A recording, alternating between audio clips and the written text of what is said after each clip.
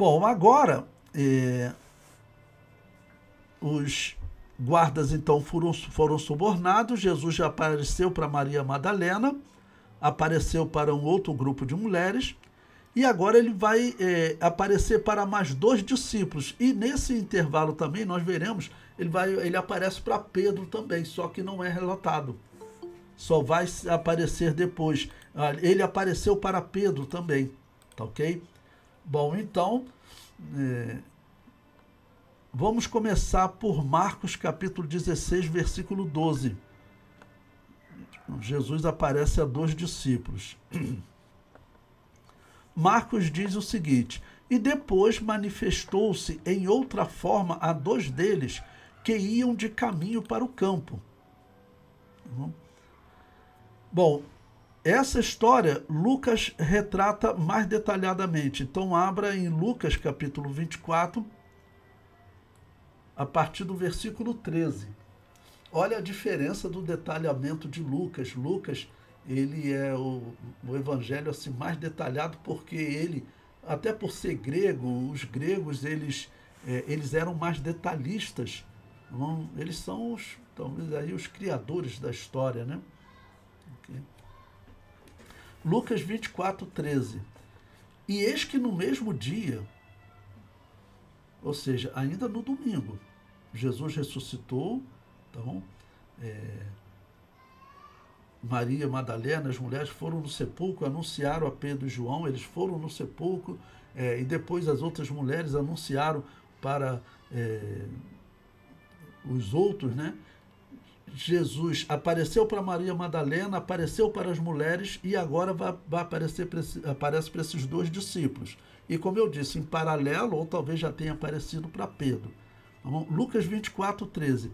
E eis que no mesmo dia iam 2 deles para uma aldeia que distava de Jerusalém 60 estádios, mais ou menos 12 quilômetros. Ok? Você pode praticamente dividir por 3. Cujo nome era Emaús. É uma cidadezinha, uma vila, né, que fica entre Jerusalém e o mar Mediterrâneo. Era um caminho comum, né, que eles faziam. E 12 quilômetros para eles não era nada, né? Aquele povo andava muito. Versículo 14. E iam falando entre si de tudo aquilo que havia sucedido. E aconteceu que, indo eles falando entre si e fazendo perguntas um ao outro, o mesmo Jesus se aproximou e ia com eles. Mas os olhos deles estavam como que fechados, para que não o conhecessem. Irmãos, essa tradução aqui, de novo, ela não é boa, né?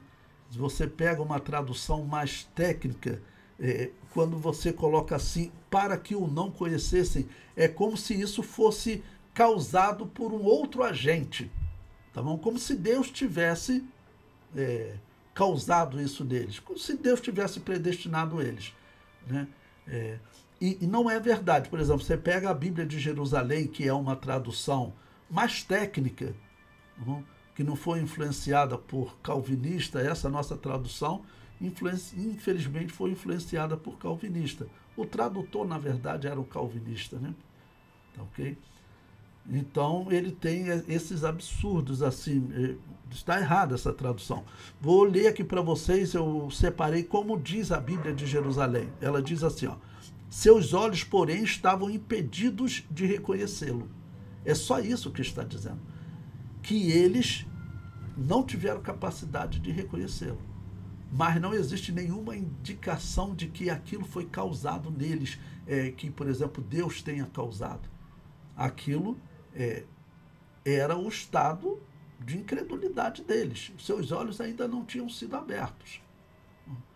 Ok? Os seus olhos ainda não tinham sido abertos. Então, a nossa tradução não está boa nesse ponto. Bom, o versículo seguinte, versículo 17. E ele lhes disse: que palavras são essas que, caminhando, trocais entre vós, e por que estáis triste? Tá bom?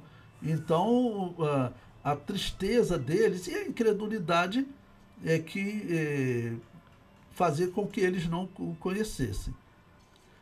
Versículo 18. E respondendo um, cujo nome era Cleopas, as nossas traduções atuais traz Cleopas, Cleopas, né? Algumas traduções antigas traziam Cleófas, outras Cleopas ou Cleófas, né? Às vezes um nome principalmente do hebraico, do grego para o nosso dia, às vezes tem vários nomes, como Jesus, né? Yeshua, Joshua, ok? E eles então, Cleopas, né? Disse-lhe: és tu só peregrino em Jerusalém e não sabes as coisas que nela têm sucedido nesses dias? Ok?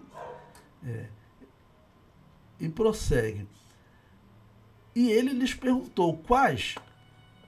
E eles lhe disseram: as que dizem respeito a Jesus, o Nazareno, que foi um profeta poderoso em obras e palavras diante de Deus e de todo o povo.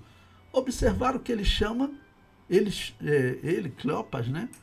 Chama Jesus só de profeta. Eles tinham esperança de que ele fosse o Messias, mas agora eles dizem que não. É isso, ele está negando, né? Veja o versículo seguinte, versículo 20. E como os principais dos sacerdotes e os nossos príncipes o entregaram à condenação de morte e o crucificaram, e nós esperávamos que fosse ele o que remisse Israel.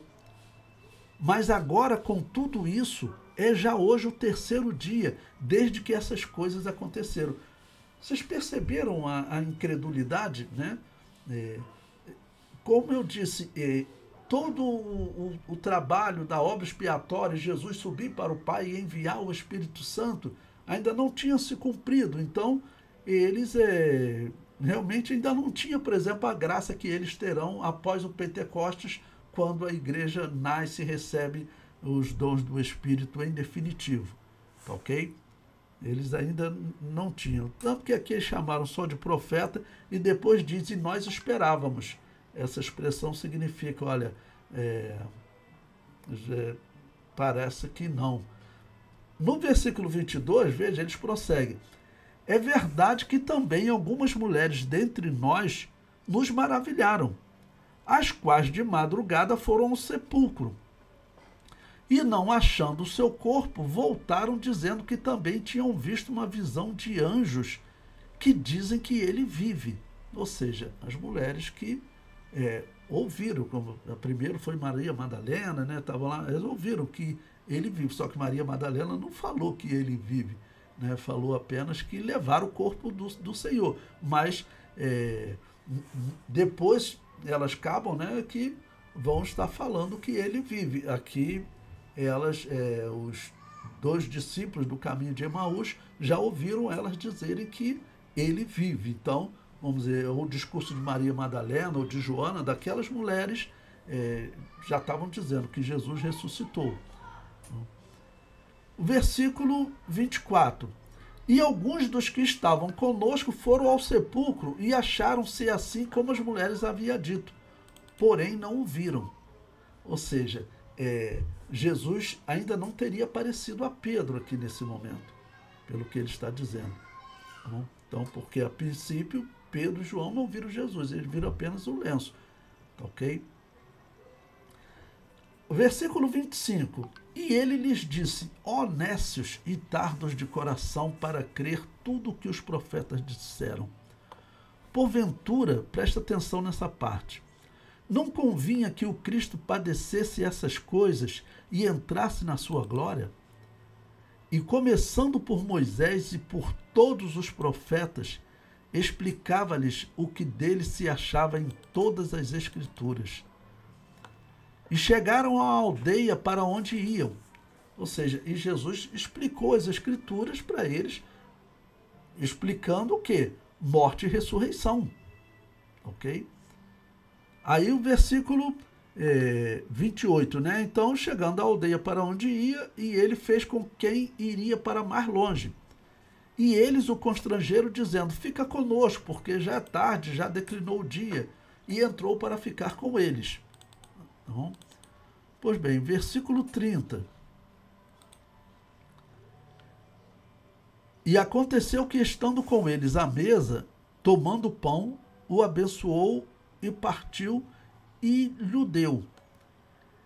E abriram-se-lhes então os olhos, e o conheceram, e ele desapareceu. Eu já usei até esse texto aqui em Sermão de Santa Ceia, né? Porque eu acho esse texto espetacular, né? É como o momento que nós participamos do pão e do vinho, né? Deus está abrindo os nossos olhos para nós vermos mais e melhor, ok? Ou nos livrando de possíveis coisas que venham tentar nos cegar nesses dias. No versículo 32, disseram um para o outro, porventura não ardia em nós o nosso coração, quando pelo caminho nos falava e quando nos abria as Escrituras? Ok? Ou seja, e eles agora eles vão fazer o quê? Esses dois discípulos, eles vão contar para os apóstolos. E aí vai ser dito lá para os apóstolos, vai dizer para eles, o mestre já apareceu a Pedro também. Bom, aí no livro eu comentei, né? Os dois discípulos que caminhavam para Emaús, tristes pelos acontecidos. Jesus se aproxima deles, mas eles não o conhecem. Só quando Jesus parte o pão é que seus olhos são abertos.